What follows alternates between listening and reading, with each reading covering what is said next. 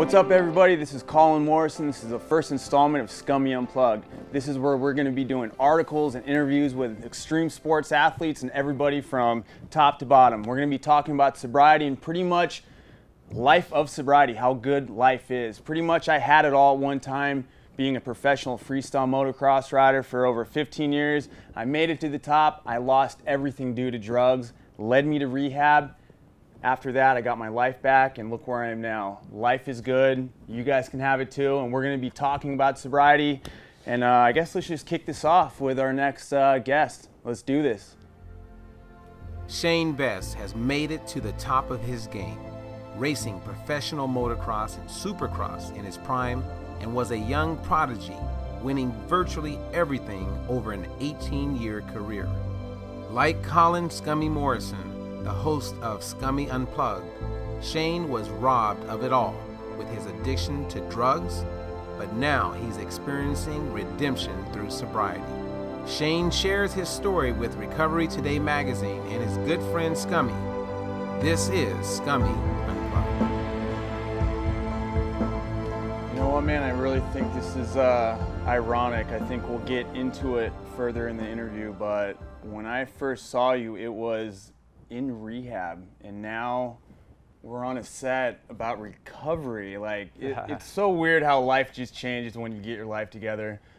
You're a big person in my life. Everything you've done, I feel that we kind of have the same background, pretty much, you know, and we did a lot of the same stuff, and look where we're at today. So I guess let's just tell people who you are, and let's just kick it off with that for right now. Awesome. My name's Shane Bess. I'm from Oxnard, California, and I once upon a time was a professional motocross racer, supercross, arena cross, and motocross, and yeah, that's basically who I am. As a child, I grew up here in Oxnard and traveled the country as a top Suzuki amateur racer, and I was tagged to be the next big thing, and I had some good things going on, and life happened, you know. I kind of got to cut you off because you're saying that, but you were a really big deal back then. I mean, we grew up, and since we were kids, our dreams was to become a professional motocross rider. For me, I was never, I don't think, that good. I went to the freestyle motocross route where it was more partying, but you were the top dude in racing. You were the prodigy child in the amateur scene. I mean, I remember seeing you cover of magazines, DVD. You were like a really, really big deal, man. You know what? I guess just talk about that, because I just feel you're not talking enough about that. You were a really big deal back in the day, man. Yeah, you could say that. I mean, I know I was, you know. I guess when you're having like 8 Suzuki motorcycles shipped to the garage in crates, like, you're a pretty big deal, you know. Unlimited parts allowance. I was a factory Suzuki rider from 12 years old. Sorry. Yeah, I basically just won everything, you know, for years, and it was fun. It was a good deal. It was different. You sacrifice your childhood, and, you know, start waking up before you go to school, and you're running miles before you go to class. You know, you're not the ordinary student. You're living different. But it was good times. It was bad times. I mean, but factory Suzuki, that's the top. You made it to the top at age 12. I mean, most 12-year-old kids, they're not doing that, man. Yeah. You're getting free dirt bikes. You're getting paid for major sponsors. Every day is like Christmas to you, because I remember that, you know. Every day when the UPS man comes, I mean, they're dropping off thousands of dollars of product. I mean, that's a big deal at age 12, you know. So yeah, it's just it was a big deal for you. Then you got into Supercross. How old were you when you raced first Supercross? I believe I was 18 was my first year. No, I was 17. And for people out there that don't know much about, you know, motocross, Supercross is what all the riders dream to achieve, you know. Once you kind of, I think, made it to Supercross, you kind of made it. So did you have any goals once you got to Supercross? Did you want to become champion? You know, once you made it there, what were the next goals for you, I guess? When I got to Supercross, it happened so fast that I wasn't very good at goal setting yet, so I kind of got lost in like the nerves and the maturity, and the first year was pretty brutal. under the big tent, under the lights. I had big names as my teammates. You know, you're in the button-up shirt. You're going to classes to learn how to talk in front of cameras, and it was just like, what's going on? Like, I know how to ride dirt bikes, and I know how to train, and I know how to race. That's what I know how to do. And now we're doing all this other stuff, and there's pressure, and you're showing up to time practices at a certain time and testing, and it was just like so much at once. And then throw in I'm having my idols pass me in practice, and I'm like, oh, well, I gotta be nice to this dude. Like, I looked up to this guy for my whole life. Like, I'm not gonna run it in hard on this guy, you know. And then another idol passed me by, and I'm like, just giving everybody so much respect. And I'm just getting bounced around out there like a pinball. I'm not getting the starts I'm used to. I'm getting tired, and it was just like, whoa. And my goals were just to make it through the race, survive it. You know, I didn't even have no result-based goals, nothing. I just wanted to walk away from the track every weekend, and unfortunately that didn't happen very often. I was riding through concussions. I was riding through different injuries all the time. I was never comfortable, never got my confidence going, you know. And yeah, so I was one and done. I had made it to the big tent, the big rig, and after that first year, I was so banged up all year, they let me go. And it was a shame because the second year I matured a lot. I started having no respect for anybody.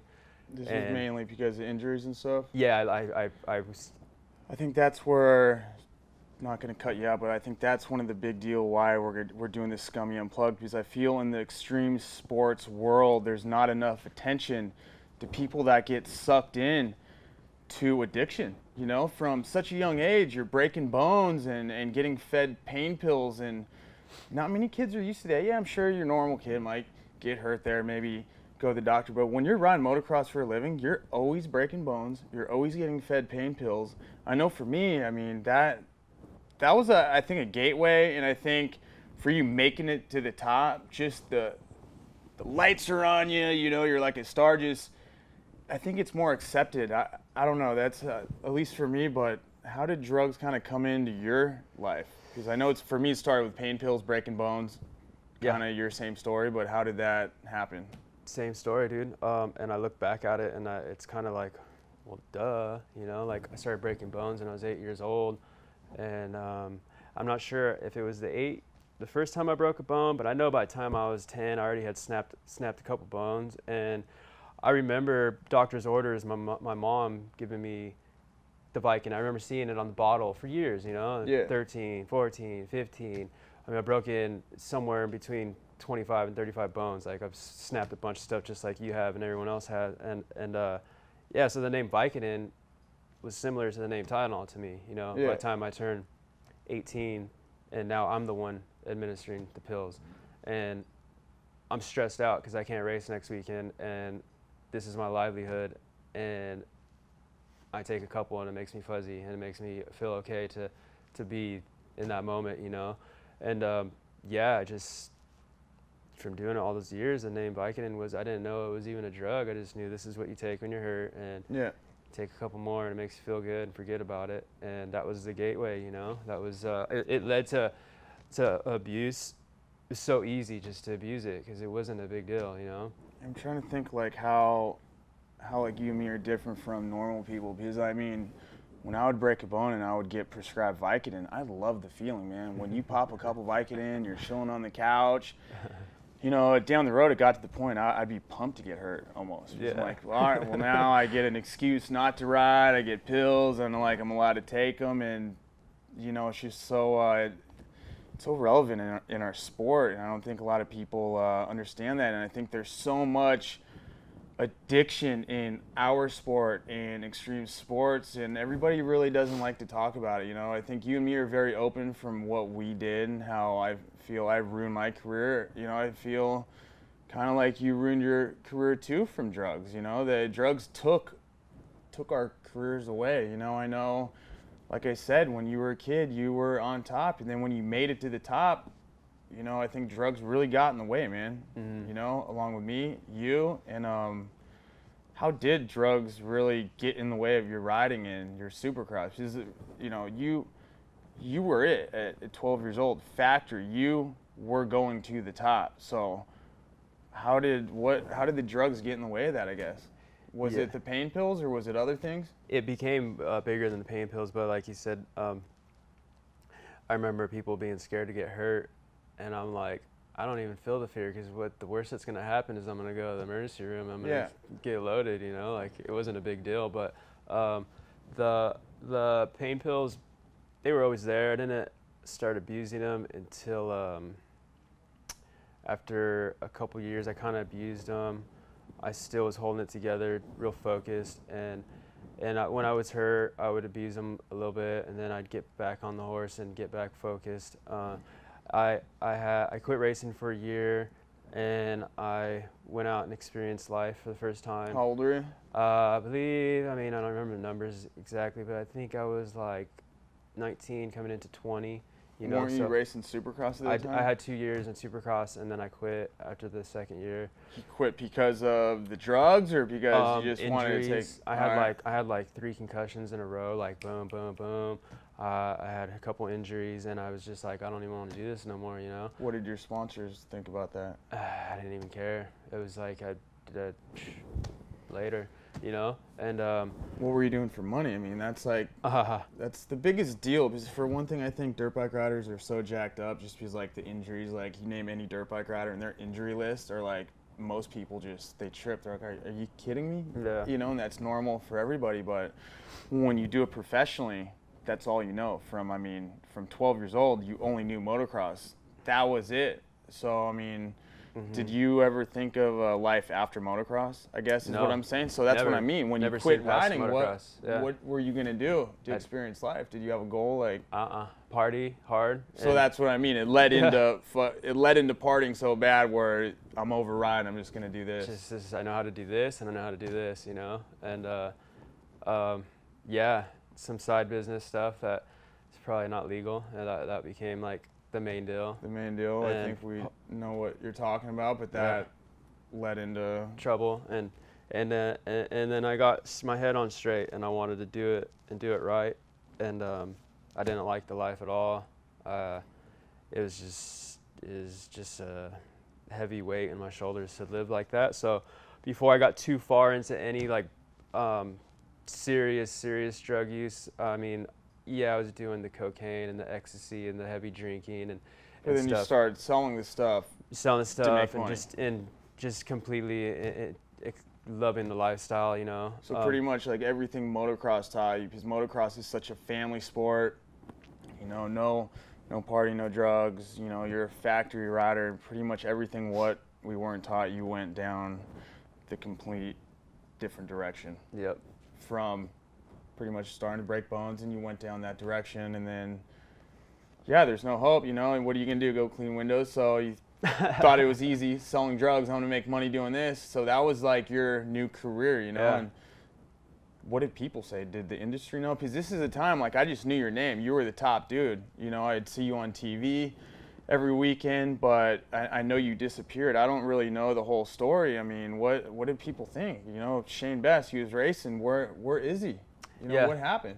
They'd rip me apart, you know, they'd drag my name through the dirt, but it didn't matter to me, you know. I always had that attitude of, who are you? Yeah. You don't know, and you haven't been what I've been through, so I never really cared too much about that, but there became a point when I looked at myself in the mirror and I was like, all right, bro, like, this is out of control, like, you know, you're just went from this to this, and you don't care, and no one controls you, and you run your own life, but like, be real with yourself, you know. And I didn't like what I seen.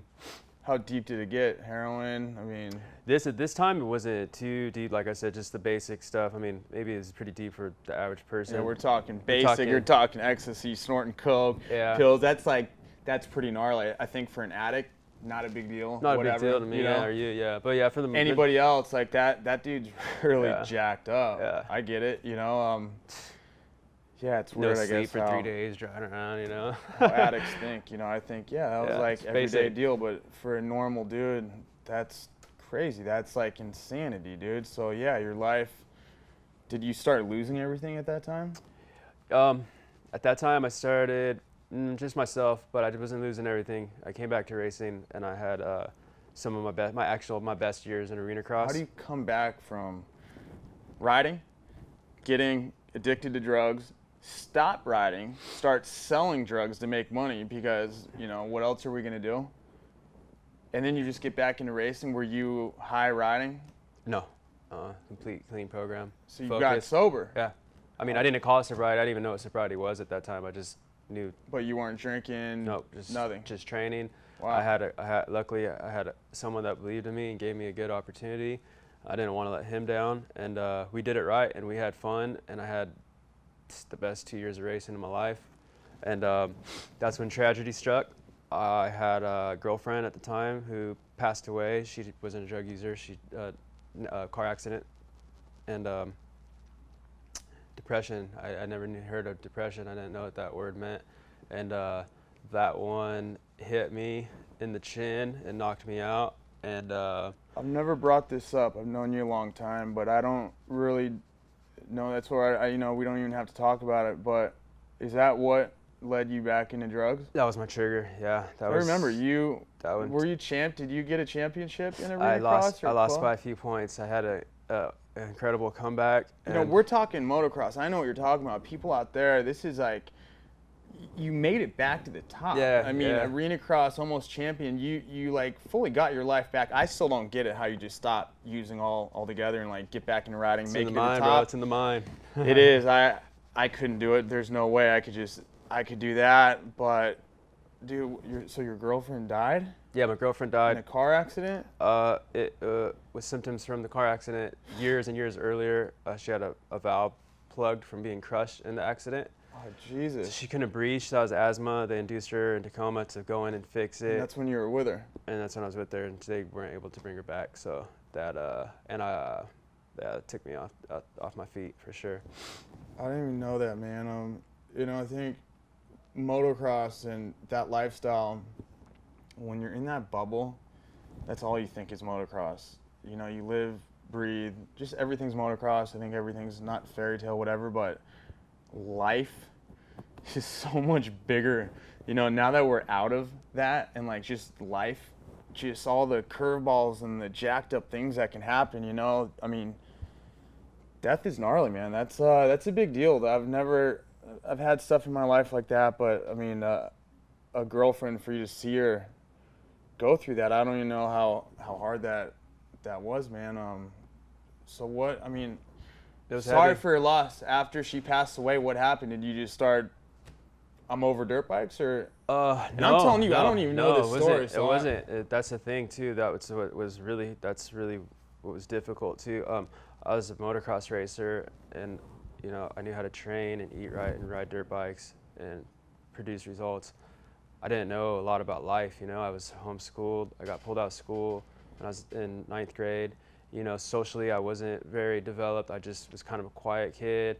And you were homeschooled because you were the top for motocross, prodigy. Right. That's another thing people need to know. You know, you weren't living a normal life. No, not at all. Getting paid at a very young age, you know, homeschooled, traveling every single week to different races. Yep. You had obligations from sponsors where you had to show results or you're kicked off. You're not getting paid. So it's literally at that point, like, motocross is your life and it's your job at age 12. Yeah, it's a job for sure. And yeah, so life, I didn't know much about life or how to handle situations, you know, and when that happened, then I would never blame that for my bad decisions, but I got going again on the party train. It wasn't a party, it was like a somber crying yourself to sleep, you know. I don't know why it affected me so bad, but it did. And then you're just doing drugs just to numb the pain, pretty much. Yeah. And not that you want to party, but and it was expensive, you know, so I had been around a place you probably didn't want to be around, and I had seen someone use a needle, and he's like, it's cheaper, it's more powerful. What were you doing before that, just pills? Just, I started snorting heroin at this time. I was doing oxys and stuff, but it was becoming expensive, and someone introduced me to heroin. I started smoking heroin, and then I seen someone use a needle, and I was like, this is extreme, like, I want to do this shit, like, you know, so we went down that route. And that's when. What happened like the first time you shot up? Because I ruined my life on heroin. I never snorting oxys, roxys, smoking a gram of heroin a day, and I hate saying that word, man. I think just wasn't raised that way, and just to say the word heroin so heavy, but it's just like Vicodin, man. It's not, I don't know, it's not, I don't know even what to say about that, but it was ugly, man. it was very ugly. It was you know, ugly, it's like yeah. the gnarliest thing ever. But what'd you do when you put a needle in your arm? Did you think like, just thought back, I was a top motocross dude, did you ever think you would get to that level? It wasn't even motocross I didn't think of, you know. Jeez. It just was like so many emotions, and I just was stuck in a rut. Yeah. I was stuck in a dark place. And the thing, when I had got like 6 months down the road from that, I realized that I wasn't ever going to get back to dirt bikes. I had not only just lost my girl. You went down a road where you can't return. I'm so far down. Yeah, I'm like, and then so I lost my first love, which was motocross, and then my girl who I loved, and that was that just drug me even deeper into the bottom of the abyss. Once I realized that, that's what propelled me into the next 5 years of hardcore drug use and anything and everything. And that was your new relationship. That was your new love. It was, and it was more of a depression. I had given up. I had lost all that. So now. How was it around with your parents and family? Did they know? I mean, of course, they knew, but how was it? I mean, you were the top, and then he's gone.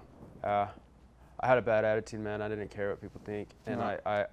I would show up to birthday parties with blood on my collar from shooting up in my neck, and you know, my grandparents and stuff seeing that, and I was raised right. I was a good kid, and here I am. My heart's pounding, dude. Just living thinking, like that, you know. Just thinking how dark shit can get, man. It's heavy. I mean, that's gnarly. And just I can relate to that, man. Just not caring. It doesn't matter anymore. Yeah. Just fuck everybody. Don't care. Don't care. So I mean, we don't have to get into war stories, but when you're showing up to parties with blood on your shirt from you putting a needle, shooting up heroin in your neck, I mean, did you get in trouble with the law at that time? Because I think we know there is no success stories of a professional drug addict or dealer. There's just not. So I mean, what road did that take you down when you got to that level and you knew your passion was gone, man? Like I grew up, motocross was the love. It's gone.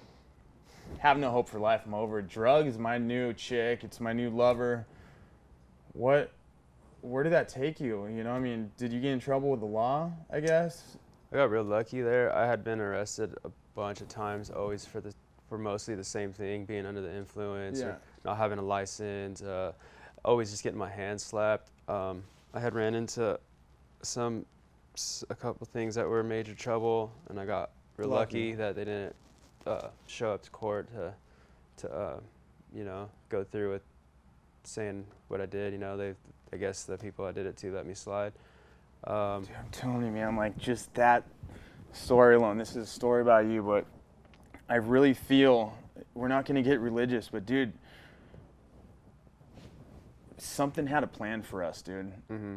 My third DUI, I passed out in my truck and I ran into 7 cars, and the person I finally hit had a kid in her car, and I hate to tell this story, man, because I feel like I should still be in jail. I did not hurt anybody. But when I went to court, that person, she showed up the first time, and we were going to arraignment, whatever the next jury, whatever you call it, and she did not show up for some reason. She knew me. She had me by the balls. She could have sued me, everything. She didn't show up. I got out of that. You got out of that. Like, just this, I don't know. I just feel like, dude, things are meant to be, man. Yeah. I don't know. It's Lucky. weird. I think you and me talk about that. It's just weird how things happen. Like, you escape. Like, you should be dead. We're going to get further into why I think we're supposed to be here telling these stories. Yeah. But, so yeah, you escaped death. You escaped not killing anybody, not killing yourself. Did you ever OD from any of this stuff? Any like really dark stuff? Yeah, I got 3-4 ambulance rides. It's funny, like addicts. Yeah. Look at you, how Yeah. you're talking like it's just no big deal. I mean, Yeah. you OD'd Yeah, 4 OD'd. times going to the hospital, pretty much trying to bring you to life, and it's Yeah. just an everyday thing. It's disgusting how addicts, how we live, man. It's normal people watching. I like to say normal, whatever. They look and they're like, what the fuck? These people are jacked up. Yeah. And I just get it the way you're talking right now. It's just not a big deal. It's just 4 times, ambulance ride, OD, just went a little too big that night. just cruising whatever. around in the ambulance. you Yeah, know? just cruising, you know. Yeah.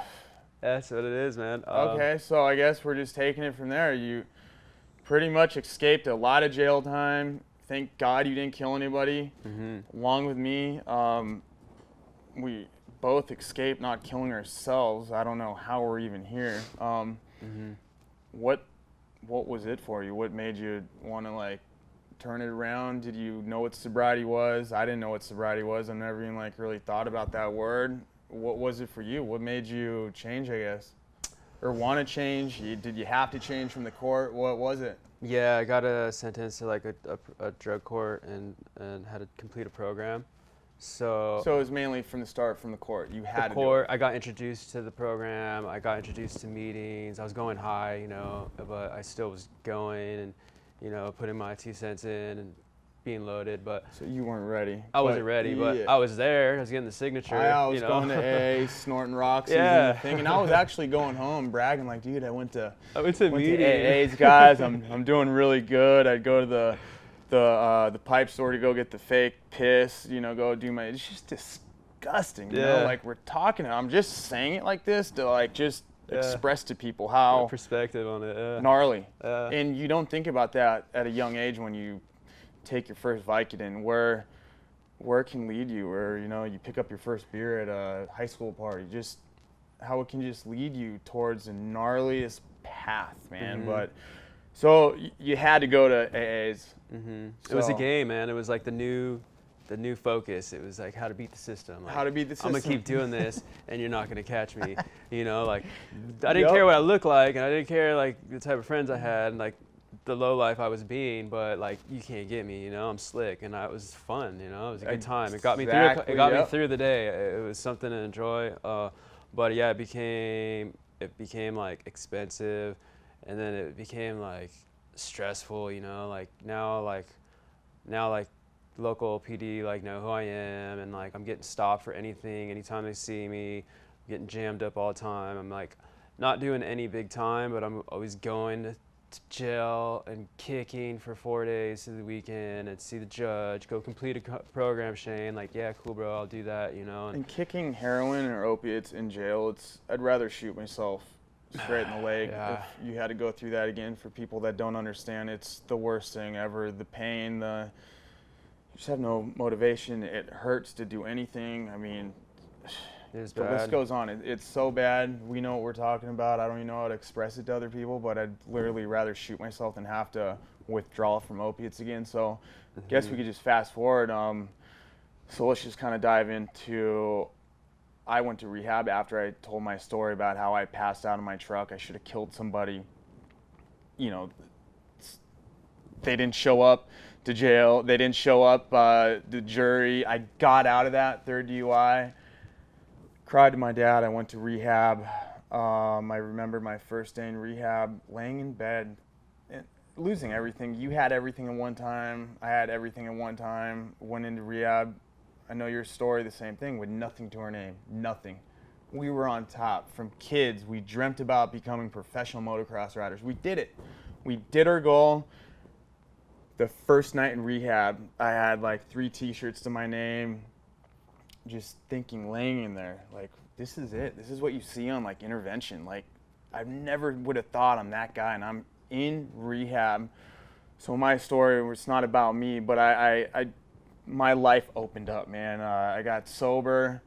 In there, I realized for the first decade, I've never been sober one day. For the first 7 days, I was clean. I was waking up, seeing the sun, seeing the grass, The colors. so green, the colors, smelling everything, just being happy, eating food. I think I gained like 25 pounds in the first week. And I'm talking about Kepper House. And I think I was in it for about 25 days, so pumped to be there, so amped on sobriety, man. My whole life changed around. And then I remember I was going to the gym in our rehab, and I remember the counselor brought you in, and I remember the look at your face when you saw me. And I saw you, I'm like, dude, Shane Bess, like, what are you doing here? What happened? And I remember you looked like you were probably the way I looked like the first day. You looked like you were about to die, man. Just, you looked homeless. And I remember how pumped you were that I was there. Like, we knew, like, you know, motocross riders have a bond, you know. We know what it's like. We got that same passion, that love, and it was rad knowing you were there. And so what led you there? You know, and it's just weird. I don't think we somehow were at the same rehab. Yeah. Kepper House in Ventura, place that saved my life. But yeah, I was on my way out and you were on your way in. What got you there, I guess? Yeah, I kind of cheated my way through those programs that I got sentenced to, and then I actually wanted to get clean. I was like, okay, this is a serious deal. You wanted, yeah, I wanted to go there. Yeah, I wanted to be done. My father had a connection over there. I took it, and before this, what made me want to go was my nephew. I think he maybe was 7 or something at the time. 8, yeah, 7. And I had done it white knuckle on my own at home a few times, and this time I had like almost a month, and went to Christmas Eve, said hi to everybody, gave hugs, everyone, oh, you look good, Shane, you know, yeah. and seen the family.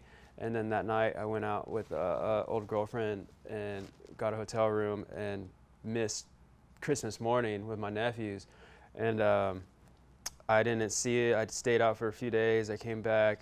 I seen my oldest nephew, and he told me, like, why did you miss Christmas? And like, he said it like such a grown man, and like just looked me dead straight in the eyes and was so serious, and no one was around. It wasn't like he was coached to do it. He just How old was he? He was like 7 or 8 or something like that, and he just hit me, and I'm like, wait a minute, like, this little dude is like straight stepping up to me and like really like, why would you do that? We waited all day for you to wait, open presents. Like, I'm like their role model, you know, like I'm their hero. Yeah. Like I'm their besides Santa Claus, I'm probably their favorite person in the world, you know. Go back, you were 30 days sober, you go out with your girl, and what would you do? Just shoot up heroin, man, yeah, get everything. You Went know, on a real quick bender, yeah, just as geeked out as I could get. And yeah, so he said that to me, and I was like, all right, dude, like, this is it. This is game time. Like, I'm tired of this, and I took it on as my new focus, you know, like motocross, like the partying. Like, I was like, I'm gonna put everything I've ever learned about life and how to be a winner into this, and I'm going to do it. And I felt the change in my mindset. You knew what sobriety was, but you weren't doing it. I wasn't this about time. It. Yeah, before I was like, these guys are a bunch of tree huggers sitting around, drinking coffee, crying about your problems, like, and I'm all judgmental. I'm like, you look like you're a gangbanger. You look like, and you guys really are gonna sit and cry and tell a problem? Like, it just sounds so fake. Everybody's talking about this magical shit with sobriety. Oh, I got my life back. And I remember, I'm like, yeah, I'd go in, snort a pill. Sober's rad. We're not sober. We think we're sober, but and you hear all this magical stuff these people from AA and the NA are saying, thinking it's a joke. And I think we know now that everything they're saying is 110% accurate. Just got to be open-minded and hear it, you know. And I had the bad attitude and the judgmental attitude. So you went into Kepper House, and so I guess we're starting to where you saw me. What happened when you saw me, and what you were done? Yeah, I freaking crawled my way in there. I made it to the door, and literally walking up that driveway with like no one to hold on to. Like, I got to the door, and then our counselor had mentioned you were there, and I grew up at the same tracks as you. We had never like formally hung out or knew, but you were always a name. I was always a name, and I was like, really, like, that's cool, because I didn't believe in the people I was around. Like, I don't really relate to the gangbanger or to the street riffraff. Like, to me, I judge them. I'm like, okay, bros, like, you guys don't party as hard as me. Like, you guys don't do as much drugs as me. I know you guys don't, you know? And I heard you were there, and I'm like, all right, a rock star's here. Like, if he could do it, I could do it, because I know he partied, and that mentality, I mean, dude, breaking bones, partying, like, they don't know. Like, dude, we live a gnarly lifestyle, man, and I get it. I can go into so deep about this, but I was just as pumped as you were, man. How was it for you the first couple days there? It was rough, bro, but I had something to believe in, and you were put on my path, and it kept me there, because I'm like, okay, he's here, he did it, he's happy. Like, you got me all pumped up, enough to get through detox. I remember that, dude. I totally remember through detox. I asked you for some Sour Patch Kids. You brought me cheese and crackers. I remember kind of the same thing, but not really. You were in detox, and we were in, I think, sober living, and we weren't allowed to talk to you. But me and Brian Moeller, our good buddy, we would sneak over to check on you. I remember you looked like you were dying every day, but it's just the sickness, just getting all that shit out of your system, and we were pumped you were there, man. And it was so gnarly. I remember going to visit you, and you were the strongest dude ever, man. I just remember sweating, just you wanting to die, but you're like, I got this, and you pulled out of it. It's crazy seeing somebody that low and then just kind of seeing you grow again, man, because I saw the process, man. Yeah. It's crazy. That was a tough kick. I was, at the end, my drug of choice wasn't heroin or meth. It was both at the same time, and I wouldn't do one without the other. It was like, I gotta wait till I get this, and I mix my little batch, and that's what I was strung out on. So it was like the last kick was the last kick. Ugh. It was rough, but I got through it, and opened my mind. I just I'd never been a follower, and I heard follow the herd in there, and I was like, what? Follow the herd? That's what I don't do. And then I'm like, well, yeah, you don't do that, so look where you're at. Like, just go conform and follow the herd. So I just was quiet, and I just would go to the classes, and I just started trying to buy in, and I met cool people, you know, and I think ego is for me, I think that's the biggest thing that it can really change the whole way if you want to stay sober and you want to get sober, and how you approach getting sober is letting your ego down. Because if you go in there, I remember seeing so many people, they just thought they were so rad, tough going in there. I got this. Every single one of those dudes didn't make it. And I think you were on the same level, dude. Just drop your ego 100%, because we can't do this. We tried it. Let's listen to the people, those people that we were talking shit about. Let's listen to them. I remember I was on that same path, man. Just ego's gone, and let's actually listen to what they have to say. And I know I remember seeing you at meetings, and you were all ears and just doing everything they taught us. And look where we're at now. It's weird how that works, but you know, you could fast forward through rehab. I mean, we can go on and on about this. I saw you reborn again. Same thing with me. We have our lives again, dude. Just everything. I mean, it's hard for me to spit out words just how rad life is. Everything. Screw motocross, dude. That was it was cool. Life is ahead of us. Anything, you know. We got through that. I felt like waking up in the morning, just going on a walk or running, that was such a big deal. That was bigger than jumping in front of thousands, like in a third world country, getting paid a lot of money, doing it sober, you know. Was that was it your same deal? Did you? It wasn't as peachy for me. Okay. I felt like I've never been sober before that, but I guess you had a couple little bits, but I still reality hit for me. So I was stoked, but it was so much weight on my shoulders. It was easier to be high at times, I thought, because I didn't care. But then I had all this reality hit me and just slam me in the face. And it's okay, you're 27, 28 years old now, dude. You literally just wasted 5.5 years. Yeah, I was grateful to be alive, and I was trying to choose gratefulness and stuff, but it's kind of hard to ignore, the fact that I'm turning on TV and seeing good friends of mine that I'm super pumped on, but they're stacking millions in the bank, and I'm over here off Ventura Avenue living in a room with another dude. And when you're in rehab, before you got to rehab, all you're doing is piling on problems upon problems. I remember I'd get bills, and I thought the good philosophy is when you get a bill, just throw it in the mail. And you don't got to pay nothing. I did that for like a year, and I piled on so much shit, and I think along with you. So I think, you know, out of rehab, I remember same story pretty much. You get out of rehab, you're sober, but now it's time to face the music. You got all these problems. It took me 3 years to start paying off stuff, start making people believe I'm sober. You too? I mean, me too, man. But I had my dad in my corner. So did everybody know this was for real? This time? No one really bought in it too fast, but how long did it take? It took years for some. I still maybe it's just in my head, but I think everyone's on the Shane train now. But everybody. I remember the first few years, like I could just tell everyone was waiting for me to fall off. I was waiting for myself to fall off. I didn't blame nobody, but luckily my dad was there for me, and he wasn't there to help me like in many ways except support and like keep giving me a push. And he's like, well, you're gonna have to, you know, you got $10,000 in court fees, like you're gonna have to start somewhere. You got $8,000 in just on tickets, you know, you're gonna have to start somewhere.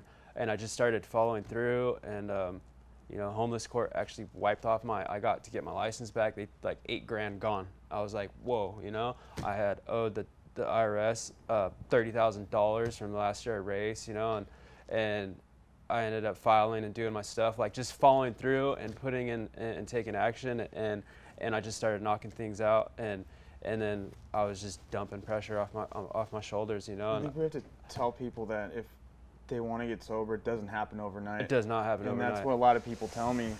You know, they see my life, I'm sure your life, you know, if they're struggling like where we're at, I want that life.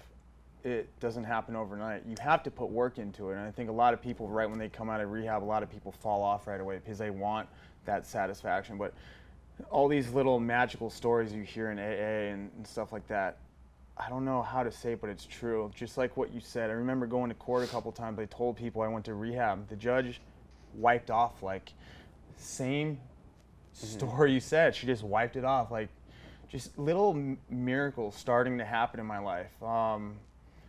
So, you know, we could talk about this the same. We made it to the top. We're about 30 years old. We're in rehab. That's all we knew how to ride a motorcycle since we were 16. We dropped out of school, did homeschooling. I dropped out of school to ride dirt bikes. We're 30 years old when all our friends are to the top, have families. We just got out of rehab. We're sober, but now we have to get our life. We got to do this, you know, and I still think right now, like how much harder we have to work to get where we're at. Because we pretty much, I look at it, I was reborn again 5 years ago. Started everything over, same thing with you. But it does happen. That's what I'm trying to tell people. I know that's what you're trying to tell people too. You'll get everything back in weird ways. I mean, I wish we had the answer to tell people, but it just happens. If you make sobriety number one, weird miracles happen, dude. You hear it all the time. And I guess I just want to tell people like what you're doing now. I think it's like such an amazing story. I'm just going to dive into it. How you, not only a couple years ago, you're walking into parties with blood on your white shirt from shooting a needle in your neck, but now you're going to college to become a drug counselor to give back. That alone means more to me than if you didn't do what you did and you made it to the top and became a champion. Because I feel like telling our stories and being open, there are people out there with our same stories and they don't know that there's a way out. They're probably looking at us right now like, holy shit, dude, like I've done that too, and look where these guys. It can happen, people. It can happen, yeah. It doesn't happen overnight, but tell people what you're doing now, man. You're going to college to become a drug counselor and work in the that's amazing, dude. That's why you're my hero. I tell you that all the time, how proud I am of you, but get into that, dude. You're out of rehab, start getting your shit together, and where are you today, I guess? Right now, I'm on my last stretch, my last math class before I am college graduate at Oxnard College, and I plan on continuing school after. I think we need to pick the energy up a little bit because I see your Instagram videos, dude. You're like studying. Yeah. Dude, all day long. I see you like Grinding, Instagram videos bro. till like 2 a.m. I'm grinding math class. I got to pass, and you're just as pumped on that than It's gnarly. winning a race. Dude, I got a math class I tomorrow, love but it. you're doing Yeah. this for the final goal. What's your final goal? Alcohol and drug counselor and be in the field and be able to help somebody. I remember when I was in rehab, I didn't know what it was to do with life, and I remember like out of the handful of counselors, I had the attitude of fuck you, fuck you, fuck you, fuck you. You guys didn't do what I did, but you and you, I relate with, like, and I'll listen to you and you. But you guys tell me the same thing. You guys could get out of here. I feel personally, you know? like you're gonna save more people than the typical dare cop or like this old dude saying, "Don't do drugs, kids," because that's the kind of dude, like, if he tells me, I'm gonna want to do drugs because I just don't want to be like you. But like, you're a dude that's been there. I've been there. We're telling it how it is. You know, you can hate us or love us, but I think kids are gonna listen to you, man, and you're gonna save a lot of lives, man. So you're going to college. Is that your final goal? That's what I did. I got clean and I had my bicycle and I went and signed up to school and I threw the phone away. I didn't do friends or nothing for a year and a half. I just went to class and I just went to the gym and I just started rebuilding, you know, and I started having friends. Like, my socializing was at school, my grandma, my aunt, and my nephews, and I just like kept myself in a bubble for a while. I was scared to hang out with people or chicks or anything. I would always go out and I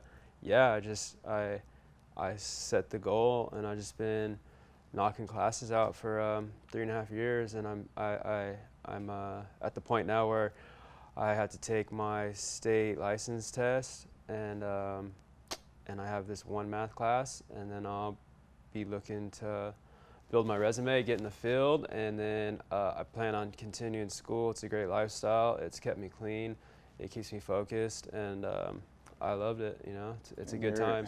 It's kind of a battle too. So, it is a battle, but it's an amazing story, and I think really with this, my little thing I'm doing with this magazine is we gotta help others, and just what you said about you're riding your bicycle to the gym, because out of rehab, and this is where the ego thing comes in. It was rough, bro. I had to borrow my buddy's mountain bike. I had to have my chick drive me because we're far away. I had to ride my mountain bike to go print T-shirts. I'm used to signing autographs, jumping in front of thousands, making money for riding my bike, traveling the world and telling people to F you, and people like pumped. And now I'm riding a bicycle to go print shirts for $9 an hour, and you're riding your bike to go to the gym to, like, you don't know what, but it's all, you put your ego to the side and you just do it, put a smile on your face, and people out there that shit's gonna come back, and you just have to make sobriety number one. You made it sobriety number one. You're back on top. Got a chick. You got a nice vehicle outside. You have a career. You're becoming a drug counselor. Look at where we're at now. Do you remember? I mean, like, let's just pretend the cameras aren't on us, dude. I remember we saw each other at rehab together. Yeah. Look where we're at now. We're doing an interview together, talking to others to try and get sober. Yeah, it's weird how things crazy. work, man. But yeah, it's cool. I totally praise you, man.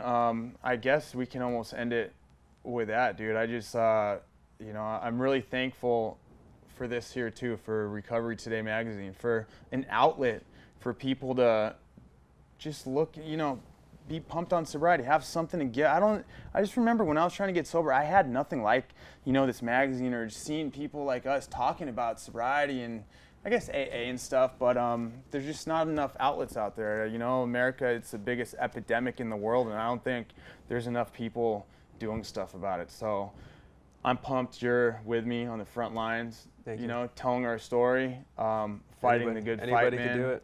Anybody can do it, man. I mean, we could talk war stories, and I don't think people would even believe us that we're still here. But, you know, I guess just the moral of the story is put your ego down. You can change your life no matter what. It's not going to happen overnight, all right? You're not going to just go to rehab, come out, have a chick, house, money. It's going to take time, but you can do it. I mean, I think we're living proof. And, dude, I'm so proud of you and so proud to call you a friend, and I'm just pumped to see where you and me go in the future, man. And awesome. I'm really pumped that this is the first episode in my little deal I got going on, dude. And I don't know. I got a lot of respect for you, man. Nice. I'm Thank you, proud bro. of you, buddy. So Awesome. that was an honor. That was something special, you guys. My first interview for Scummy Unplugged. I'm so excited for the future and more guests I got coming in and just spreading the word about sobriety, you guys. It doesn't happen overnight. Making sobriety number one, you'll get your life back. Shane is a perfect example. So let's continue this, you guys. Let's look out for more articles. Recovery Today magazine. Let's do this. There's a lot more to come. Thank you, guys.